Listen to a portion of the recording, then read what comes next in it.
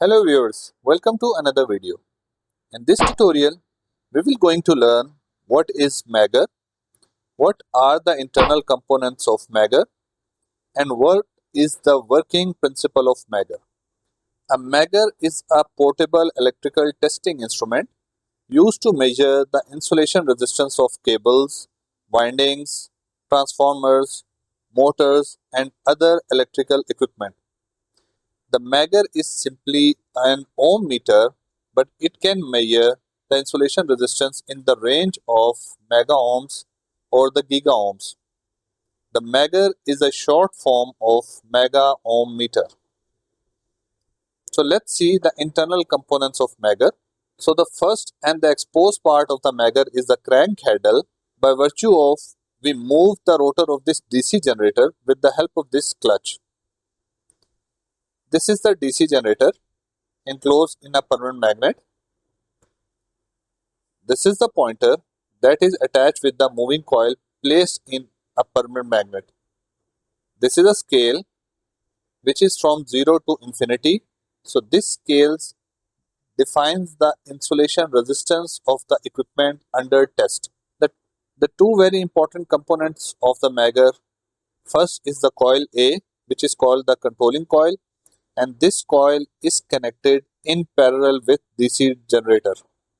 And this DC generator can produce 250 volts, 500 volts, or even 1 kilovolts. The another important component is the another coil, coil B, which is called the deflecting coil, and this is connected in series with the testing equipment. So these two coils will produce the torque, and the counter torque will move this pointer on the scale. So let's discuss the working principle of the Megger in detail by considering three different situations. The first one is the open circuit test, where there is no equipment is connected between the testing terminals.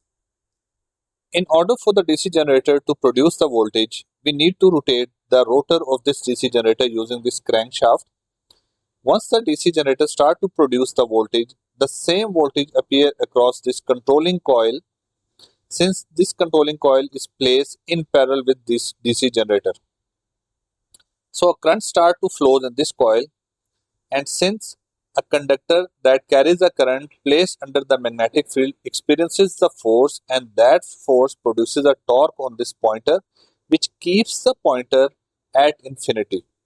And since there is no testing equipment connected across the terminals X and Y, therefore this circuit is open and no current will flow through coil B. Therefore there is no anti-torque that acts on this pointer to move from the infinity towards the zero.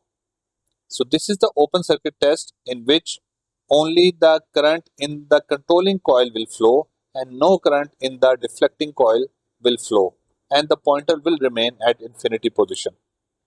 Let's consider another case, which is a high resistance testing, in which the testing equipment is a cable. The conductor is connected with terminal X and the insulation is connected with terminal Y.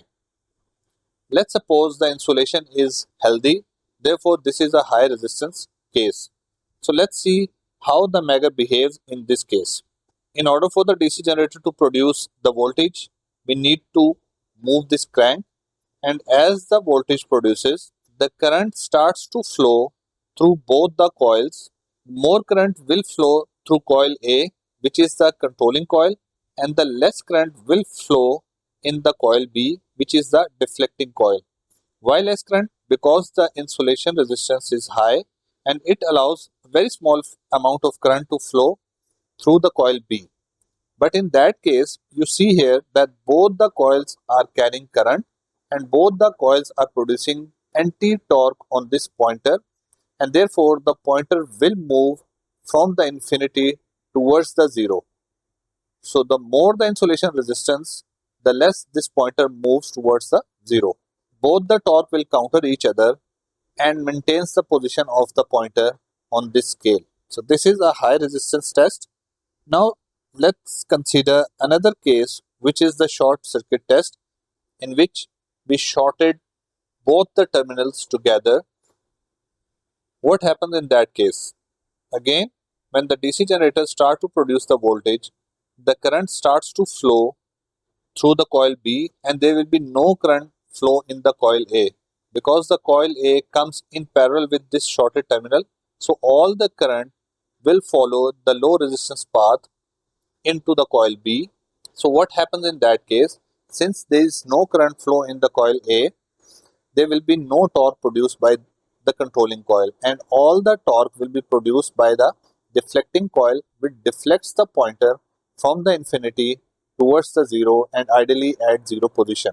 So this zero means that the insulation resistance under test is zero. So I hope you understand how the Megger work in different scenarios.